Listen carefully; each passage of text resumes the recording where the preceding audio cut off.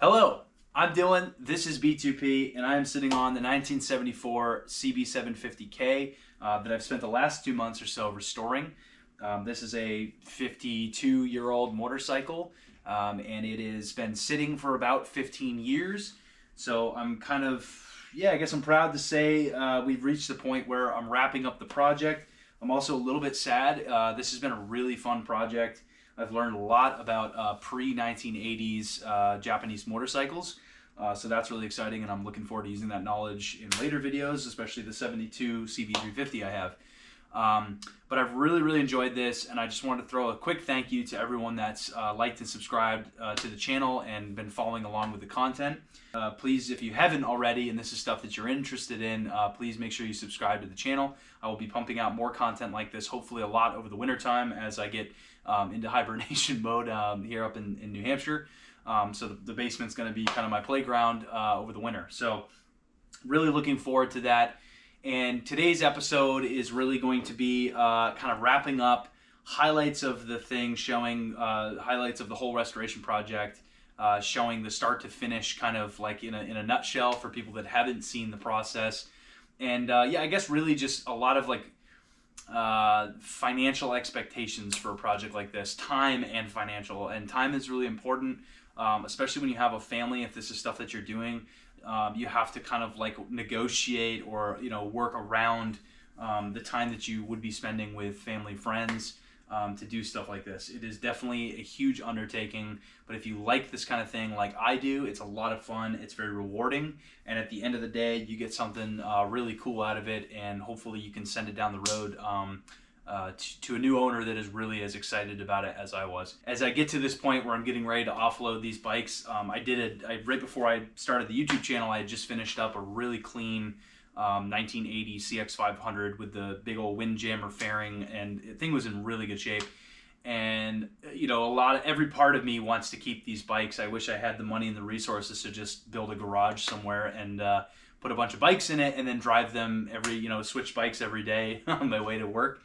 But that's not a reality right now, and if I become wealthy, there will be signs, because I will have lots more of these bikes just kicking around in my spot here. So anyways, it's been a blast. I really appreciate everyone following along, and without further ado, let's get into it.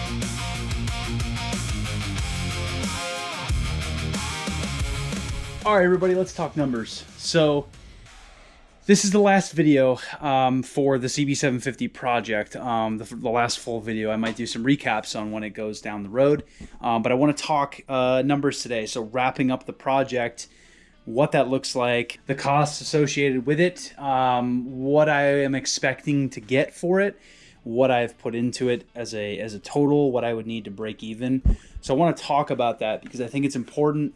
If any of you are considering doing a project like this, restoration, it's a good look at like what the real costs are. Now, just a couple notes. I factor in my labor just as a statistic so you can see it, so you know how much time you might spend on it.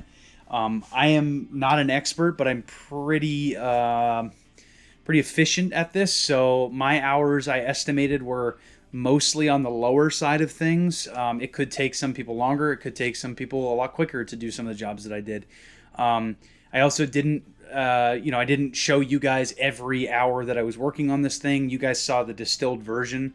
Most of the time when I turned the camera on, I was down in this space for 2 to 3 hours at a time. And then multiple days went into things like carb tuning, polishing and stuff like that. Like there's a lot more behind the scenes going on with that. So with all that said, here's the CB750 with the rear wheel off. I'm working on polishing the rear wheel, getting a new chain on, and painting some parts. So here's the board. So what I did first was I generated a list of the parts that I've replaced. Now I'm missing little things like hardware here and there, but I didn't calculate those when I had the chance. You can probably, I would say probably tack on $50 to $60 for some hardware items, especially stuff that's like specific hardware, because you're going to spend, I don't know, anywhere from $5 to $10 on each piece of hardware, depending on its speciality. So that's just something to factor in. But for the regular stuff, the big stuff, so we have, grips, cables, controls, stuff like that. I did $75 with a labor of about 5 hours on average. The brake work, about $30 for pads and the seal to do the caliper, about 3 hours total. The clutch with tool and discs is about $130, give or take. And that job, once I had all the tools and everything, was only about a 2 hour or 3 hour job. The chain is pretty straightforward. I'll have that done in about an hour. Filters and oils, pretty straightforward, about $60 there for about an hour. Intake carb components, so the carb repair kits, the boots, stuff like that, about $50, and that work alone is about an hour. But disassembling and reassembling carbs takes a little bit of time, and I kind of added that into the carb tuning area here. The gas tank was $400. It is resealed, so it's been restored. So about $400, which is average for what you're going to pay for a very clean vintage tank. Petcock's about $30. That's brand new. About an hour to put those together and put it on the bike. Spark plugs, depending on what spark plugs you end up going with, $20 to $40, and it's about an hour's worth of work. I always round up about to an hour. Cosmetic, so I got some new mirrors on the way. Lenses on the way for the lights here, and other like cosmetic things like that. We're looking at about $70 and about 2 hours of work. And then I added in paint, chemicals, and tools. So things like the cleaning chemicals, paint that I'm going to need.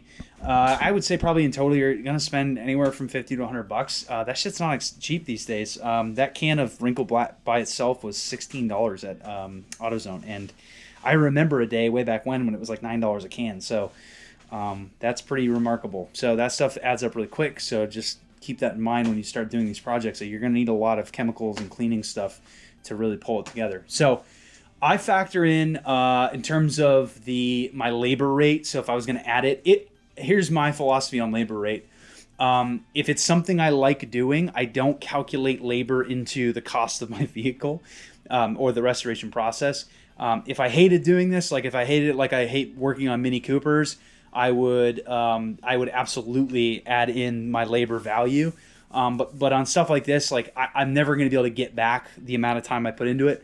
So I consider this like a net gain, and I really only tend to look at the parts value because I really like doing the labor, so it doesn't bother me. But my labor, if I was going to charge some guy off the street to work on their motorcycle, just with my experience and stuff like that, if someone wanted to trust me with that job, I would probably be somewhere in the $75 to $90 mark, and that's on the low end of the average for what the industrial average for labor rates are for motorcycle repair. So I'm figuring it at the low end of the industrial average at $90 an hour. I had a total of 53, give or take 2 hours. And that cost comes to about $4,700 or more. So I'll round it up to about $5,000 is the amount of labor money you're going to be putting into a project like this. So the parts total comes to about $650 to $700. I think it clocked in around like $660. That's what you can expect on I would say that's on the low end, honestly, for a restoration like this. It could have been a lot worse. I could have been in it for much more money if the bike didn't really start, if the transmission was not working. Like, this could have gotten very expensive. If the exhaust had really big holes in it and I had to buy a new exhaust system. So this is actually on the lower end of parts cost. So looking at that, to break even without adding my labor in, I will need to sell this bike for at least $2,000, which I'm not going to go that low. I don't need to go that low. There is these bikes that aren't running that are selling for $2,000. So I already have that covered. which is good news. So that's one way to look at this, is if you're not really worried about the labor, and you've put a little bit of money into the bike, $650, you can still make a profit if I end up getting what I'd like to get for this thing. So buying the bike for $1,000, putting about, I'm going to say on the high end, $750. If I sell this thing for $3,500 or $4,000, it's a pretty sizable profit. It's not gonna, it's not gonna get you the new garage you want or anything like that. But it's a nice profit that, if you like doing this, is worth it. However, if you're trying to do this primarily just to make money, it's a lot of work. It's a lot of work to do this, and hopefully you end up with a result that is good enough for somebody to want to purchase and take down the road. So yeah, so that's the breakdown of the CB750 project. I really enjoy doing it. About 50 hours, give or take 3 to 5 hours of real, hands-on work. About $750 worth of parts. Really, not all that bad. I've had it for about 2 months, I think, a little over 2 months. So all things considered, we've come a long way in 2 months, is I guess where we're going with that. So anyways, let me know what you think in the comments, if this is a reasonable kind of breakdown of the costs and the value expectation for a project like this. And let me know in the comments, is this something you're interested in? I'm always happy to answer questions about this kind of thing, and I'm really looking forward to doing another one of these. I'm going to be starting on the CB350 again here once this thing's gone down the road. So really excited to go through this process again and break this down for you. So if it's something you're interested in, or you really like what I'm doing, don't forget to like and subscribe. But otherwise, we will see you in the next video. Thanks.